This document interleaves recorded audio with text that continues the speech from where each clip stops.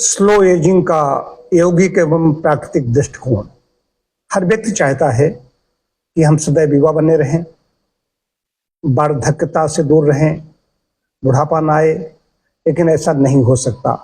ये सत्य है, बुढ़ापा को हम रोक नहीं सकते, लेकिन बुढ़ापा को सुखमय बना सकते हैं, एजिंग को स्लो कर सकते हैं, जो बूढ़े होने की प्रक्रिया है उसको मंद कर सकते हैं, धीमी कर सकते हैं।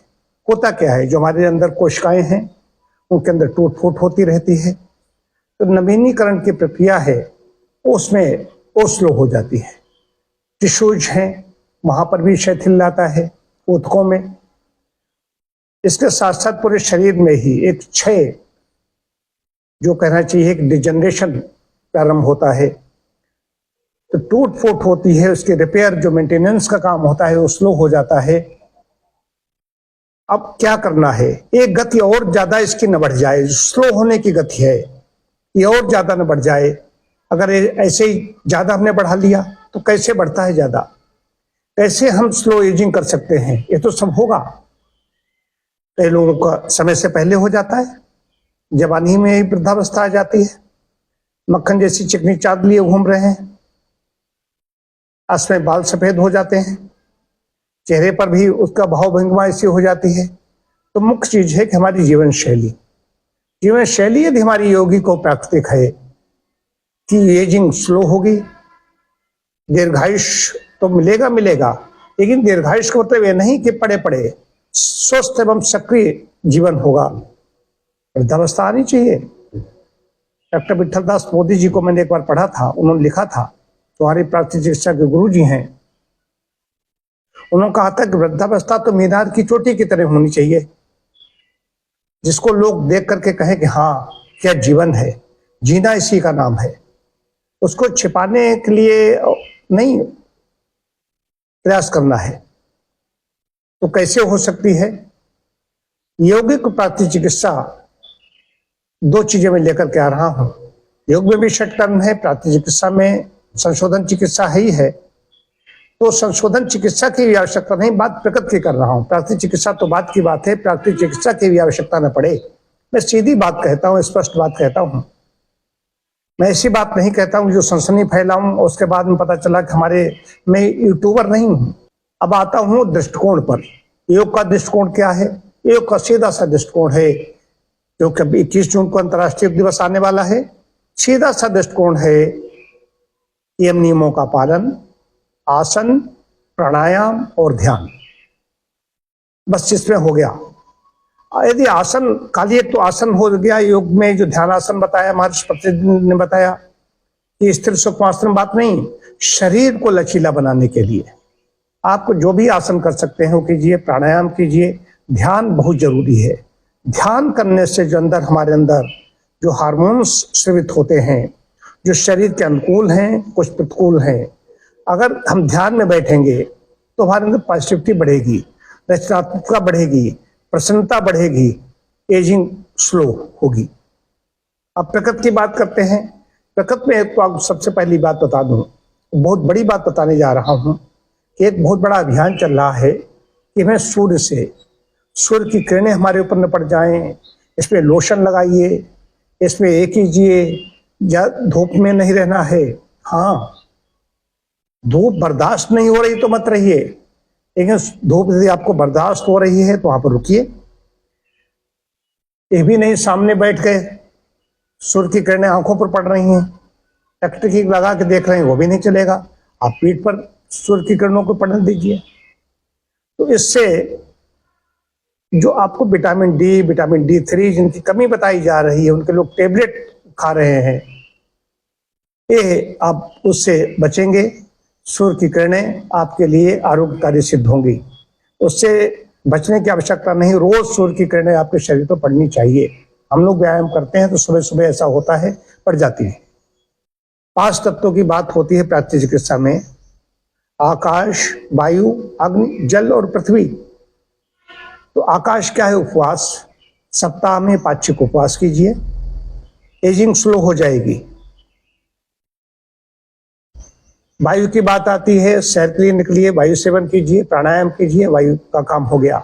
वायु का स्पर्श हमारी त्वचा से हो कि कम से कम घर में रहें, कम से कम कपड़े पहन कर रहें। अब कोई सी मजबूरी है, बंद कमरों में रह रहे हैं, वो तो हो सकता है, लेकिन जो खुले में रह सकते हैं वो भी कम कपड़े पहने, जितने आवश्यक होते पहन करके रहिए। आकाश, वायु, अग्नि, सूर्यदेव से मिल गई आपको अग्नि। जल पीने का समय, जल पीने का समय है प्रातः काल सोकर के उठने पर, रात को सोने से पहले, नाश्ता और भोजनों के 1-1.5 घंटे बाद और 1 घंटे पहले। इसके अतिरिक्त जब पेट खाली रहे तब पानी पीना चाहिए।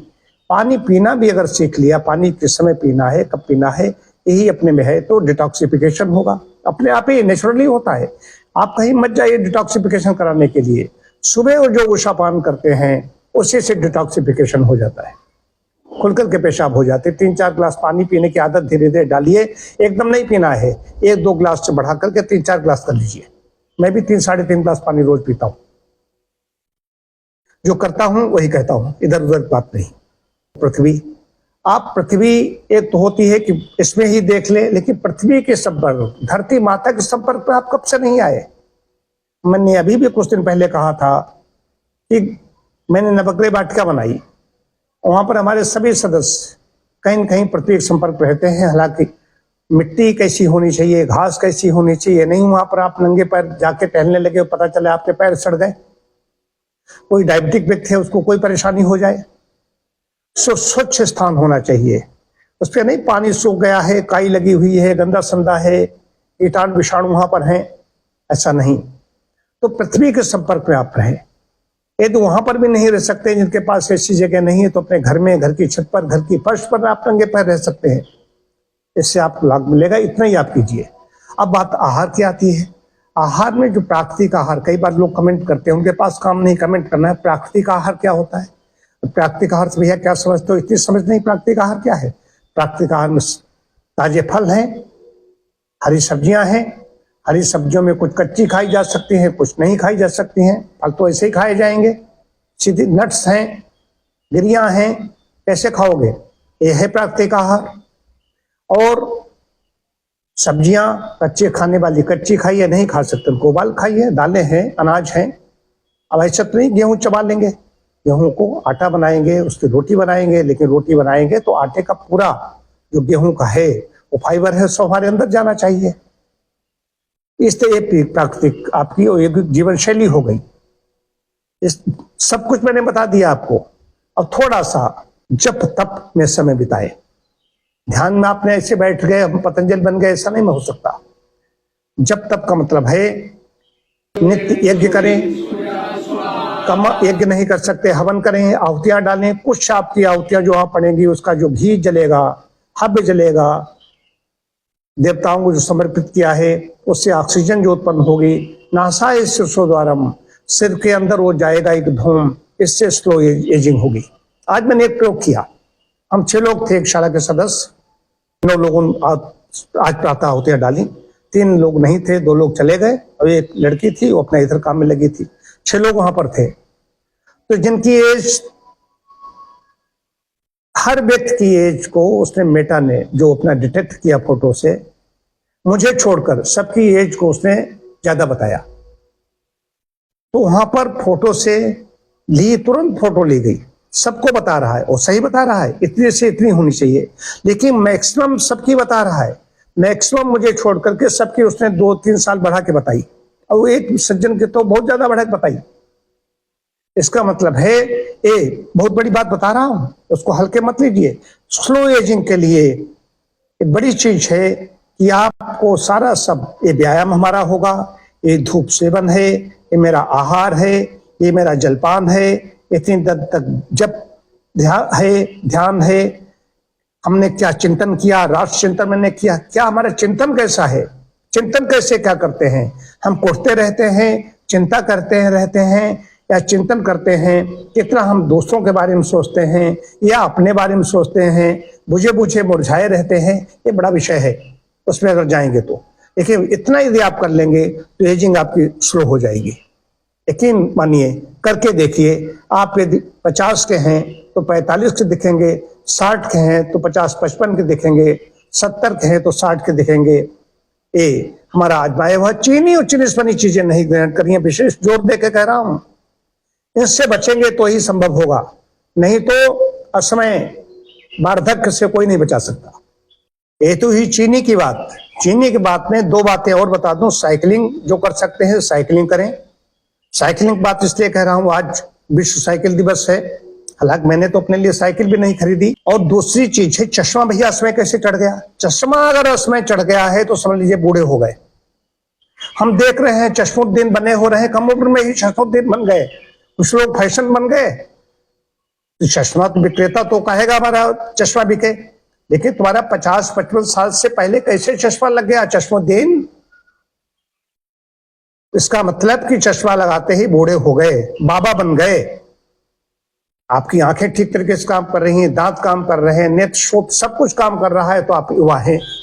और इसके लिए शैली ऐसी होगी, जीवन शैली ऐसी होगी। और रसगुल्ला खाओ, बाहर फास्ट फूड खाइए, जंक फूड खाइए, उसके बाद में कहो कि हमारी एजिंग, ऊपर से क्रीम लगा ली और सौंदर्य प्रसाधन चुपड़ लिया, उससे बात नहीं। शाइनिंग होनी चाहिए, अंदर की होनी चाहिए। ये सब करेंगे तो ओरिजिनलिटी रहेगी, अंदर बाहर जैसा है सब वैसा दिखाई देगा। लेपन से कोई सुंदर नहीं बनता, लेपन से बुढ़ापा आप छिपा सकते हैं, लेकिन वास्तविकता क्या है? अंदर से तो खोखले हो चुके हो। बड़ी बात कह रहा हूं कि जीवन सबको जीना है, तो एजिंग स्लो होगी तो हमारा बुढ़ापा सुखमय होगा।